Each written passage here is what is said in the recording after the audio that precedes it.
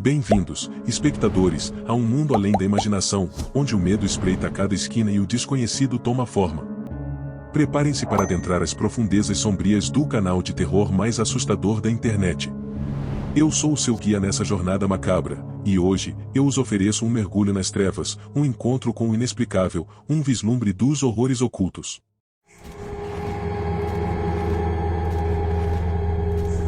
O Diário do Assassino. Havia um certo fascínio mórbido em desvendar os segredos obscuros de um dos mais notórios serial killers da história. Seu nome ecoava através dos corredores da infâmia, e sua crueldade deixava marcas indeléveis nas mentes das pessoas. Um esconderijo abandonado foi descoberto em uma remota área florestal, uma toca sombria onde o assassino costumava planejar e executar seus atos malignos. Foi lá que o Diário Macabro foi encontrado. Suas páginas amareladas continham relatos detalhados de cada assassinato brutal, com descrições vívidas dos horrores perpetrados pelo assassino. Mas havia algo mais nas entrelinhas, algo que transcendia a mente distorcida de um ser humano comum. O diário revelava anotações perturbadoras sobre rituais ocultos e uma entidade sobrenatural que o assassino acreditava controlar seus atos hediondos. As páginas estavam repletas de símbolos sinistros e invocações sombrias.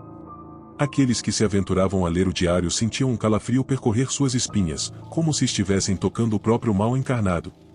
À medida que mais pessoas entravam em contato com o diário, fenômenos inexplicáveis começaram a ocorrer.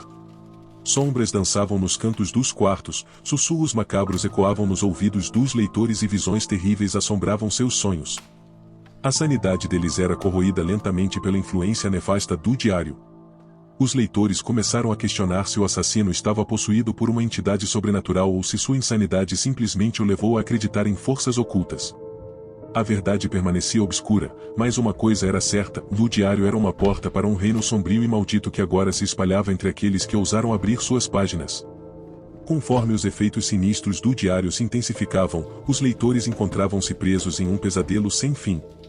Fantasmas do passado atormentavam suas vidas, aterrorizando-os dia e noite. Aqueles que tentavam se livrar do diário eram assombrados pelos espíritos vingativos, levando-os a um destino ainda mais cruel. No final, o diário se tornou uma força insaciável, devorando almas e espalhando horror por onde passava. Os leitores que ainda sobreviviam viviam em constante tormento, sem esperança de encontrar paz. A maldição do diário havia transcendido o mundo do assassino e agora consumia todos aqueles que se aproximavam dele. E assim, o diário do assassino permaneceu como um sinistro testemunho de um mal indescritível, à espera de novas vítimas desavisadas. Sua influência se espalhava como uma sombra negra, lembrando a todos que o mal pode assumir muitas formas e que, às vezes, é melhor deixar os segredos ocultos permanecerem assim, envoltos na escuridão eterna. Relato do coveiro Onofre. Onofre era um velho coveiro que trabalhou durante toda a sua vida em um pequeno cemitério. A sua casa ficava bem no centro dele. Como ele convivia com os mortos diariamente, nunca teve medo de assombrações, sequer acreditava em fantasmas. Porém, uma noite ele estava caminhando pelo cemitério como de costume, pois muitos jovens costumavam se reunir lá durante a noite, bebiam e faziam a maior bagunça. Mas esta noite estava tranquila, era noite de lua cheia, ele quase não precisava usar a sua lanterna para iluminar o local. Após caminhar por todo o cemitério, ele voltou para sua casa. Onofre sempre foi um homem solitário e morava sozinho, deitou em sua cama, pouco tempo depois ouviu alguém bater em sua porta. Quando ele abriu, para o seu espanto não havia ninguém. Neste momento ele achou que poderia ser alguma brincadeira de um dos jovens que frequentava o cemitério e não deu muita importância. Fechou a porta e foi para o seu quarto. Quando olhou pela janela ele pôde ver um velho senhor sentado em uma das sepulturas. Rapidamente, ele correu em direção a ele, mas de fora da casa ele não podia mais ver ninguém. Ao aproximar-se do túmulo verificou que havia a foto de um homem velho, parecia ser o mesmo que havia visto pela janela. Então ele pensou que poderia ser a sua imaginação e quando virou de costas para o túmulo para voltar para casa ele deu de frente com o velho homem. O mesmo da foto, ele ficou amedrontado e começou a rezar e pedir para que o homem fosse embora. Mas o velho senhor insistia em bloquear a sua passagem e lhe disse que aqueles garotos haviam feito algo terrível em sua sepultura, disse que não tinham respeitado o seu descanso e que todos morreriam um por um, pois o que eles tinham feito era imperdoável. Após dizer tudo isso ele simplesmente desapareceu. Onofre correu até a sua casa e trancou a porta, não conseguiu dormir durante toda a noite. No dia seguinte um carro funerário entrou no cemitério e foi direto até a capela onde eram realizados os funerais. Os funcionários preparavam o velório e quando ele entrou na capela ficou espantado ao ver que o corpo que estava ali era de um dos jovens que frequentava o cemitério. Aos poucos, parentes e amigos do jovem chegavam para o funeral. Os outros dois jovens que costumavam frequentar o cemitério, outro garoto e uma garota, também chegaram pouco tempo depois. Foi então que Onofre se dirigiu até eles e perguntou o que eles haviam feito no túmulo do velho senhor. Os jovens ficaram espantados com a pergunta do coveiro e se recusaram a responder. Onofre insistiu, disse ainda que eles corriam grande perigo e lhes contou o que havia ocorrido no cemitério na noite anterior. Os jovens ficaram atormentados após ouvirem o relato do coveiro e correram para fora do cemitério, não esperaram sequer o enterro do amigo deles.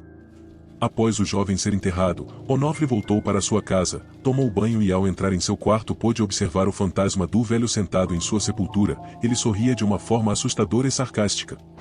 Passaram-se alguns dias e nada de estranho aconteceu no cemitério.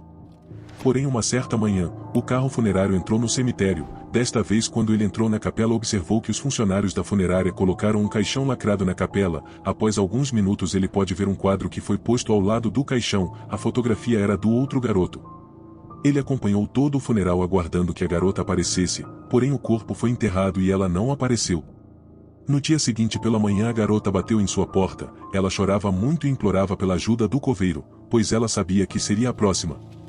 Onofre falou que só poderia ajudar se ela contasse o que eles haviam feito na sepultura durante aquela noite. Neste momento a garota começou a lhe relatar o que aconteceu, porém implorou para o coveiro não contar nada a ninguém, pois o que eles haviam feito era algo muito terrível. A garota disse chamar-se Larissa, afirmou que os jovens estudavam na mesma escola e eram todos colegas de sala. Relatou que os três gostavam de frequentar o cemitério à noite, onde todos bebiam e contavam histórias de terror. Certa noite, Maurício propôs um desafio. Tratava-se do seguinte: quem conseguisse o objeto mais assustador do cemitério ganharia a aposta. Porém os objetos somente poderiam ser revelados após saírem do cemitério já na casa de um deles. Foi então que todos foram até o apartamento de Larissa, pois os seus pais estavam viajando. Logo ela revelou que havia subtraído um vaso de flores. Já Marcos revelou que havia pegado a foto de uma mulher de uma das sepulturas. Em seguida, Maurício revelou uma sacola de pano. Quando os jovens viram o que estava dentro dela, ficaram atormentados, pois Maurício retirou um crânio de seu interior. Neste momento, Larissa e Marcos ficaram furiosos com Maurício e imploraram para que ele devolvesse o crânio para sua respectiva sepultura. Ele logo concordou, bem como todos eles decidiram devolver os objetos ao cemitério, porém devolveriam durante a noite para que ninguém pudesse ver o que eles haviam feito. Ao conversarem, descobriram ainda que os objetos eram de duas sepulturas que estavam lado a lado. A fotografia era da esposa do velho senhor que assombrava o cemitério, o mesmo relatado pelo coveiro. O crânio era do esposo e as flores eram de ambos os túmulos. Alguns minutos depois, o telefone do apartamento de Larissa tocou. Ela escutou a voz de uma mulher que perguntou se ela gostava de flores. Em seguida, perguntou se o seu amigo Marcos gostava de fotografias. Logo após o telefone ficou mudo. Os jovens pensaram que aquilo poderia ser algum tipo de brincadeira de alguém que poderia ter visto o que eles fizeram, mas ao mesmo tempo ficaram assustados ao imaginar que poderia ser a mulher da foto que estava sepultada no cemitério. Todos foram para suas casas. No dia seguinte logo pela manhã, Larissa recebeu uma ligação de Marcos, que lhe contou que Maurício havia sido encontrado enforcado pela sua mãe durante a madrugada em seu quarto. Os dois foram diretamente acompanhar o funeral de seu amigo. Ambos estavam inconformados e se questionavam o porquê Maurício havia tirado a própria vida. Neste momento o coveiro aproximou-se, conversou com eles e os dois saíram completamente assustados do cemitério. Passaram-se alguns dias e Larissa não havia mais conversado com Marcos. Uma certa madrugada, Larissa ouviu o barulho de sirenes, olhou pela janela e observou diversas ambulâncias e carros de polícia no prédio de Marcos, que era em frente ao seu. Logo em seguida, ela trocou de roupa e conseguiu entrar no prédio de Marcos durante toda aquela confusão. Ao aproximar-se dos paramédicos, ela se assustou ao ver que era o corpo de Marcos que estava caído no local. Ele havia se jogado do 15º andar do edifício. Ele estava irreconhecível, pois a sua cabeça explodiu ao chocar-se contra o solo e haviam miolos por toda a parte. Larissa voltou muito triste e assustada para o seu apartamento. Não conseguiu dormir durante a noite toda e não teve coragem de ir ao funeral de seu amigo. Mas decidiu procurar pelo coveiro. Ela não tinha outra alternativa e teria que contar o que eles haviam feito naquela noite, pois ela sabia que seria a próxima e talvez Onofre seria o único que poderia ajudar. O coveiro perguntou onde estavam os objetos furtados do cemitério. Larissa respondeu que eles estavam em um quarto no piso térreo de seu prédio, onde alguns moradores usavam de depósito para guardar objetos. Ele disse para que ela os pegasse imediatamente e que retornasse ao cemitério. Larissa correu ao seu prédio, colocou os objetos em uma sacola e retornou ao cemitério. Lá, acompanhada do coveiro, eles caminharam em direção às sepulturas. Lá ele colocou o crânio dentro do caixão do velho homem que estava violado. Em seguida colou a fotografia no túmulo da esposa do velho e colocou o vaso com as flores já secas entre ambas as sepulturas, porém colocou também outro vaso com flores novas entre os túmulos. Neste momento o coveiro acendeu 2 velas e pediu para que Larissa rezasse com ele em pedido de perdão. Ao terminarem a oração, emocionada, Larissa pediu perdão em voz alta. Em seguida uma forte brisa passou pelos dois, porém as velas continuaram acesas e Onofre disse que provavelmente eles teriam aceitado o pedido de perdão de Larissa. Vários dias se passaram e muitos funerais foram feitos no cemitério. Onofre acompanhava todos e ficava aliviado ao saber que nenhum corpo velado era de Larissa. Algum tempo depois ele recebeu a notícia de que ela estava viva e bem. Muitos anos se passaram do ocorrido. Larissa continua viva, mas o coveiro não costuma mais fazer as suas rondas noturnas no cemitério, pois sempre que caminhou no local durante a noite e olhou pela janela, ele avistou os 2 jovens mortos que estão condenados a vagar pelo cemitério entre o mundo dos vivos e dos mortos.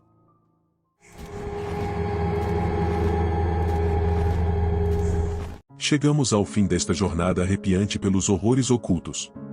Espero que vocês tenham sentido a adrenalina correr pelas veias, que tenham sido envoltos pela atmosfera de medo e que tenham explorado o desconhecido ao meu lado.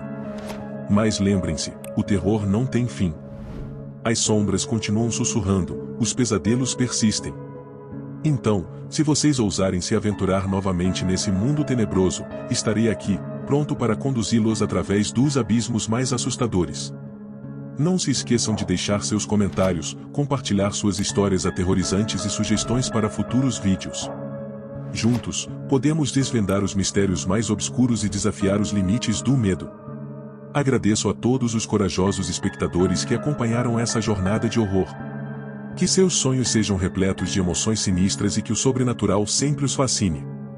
Até o próximo encontro nas sombras, se tiverem coragem.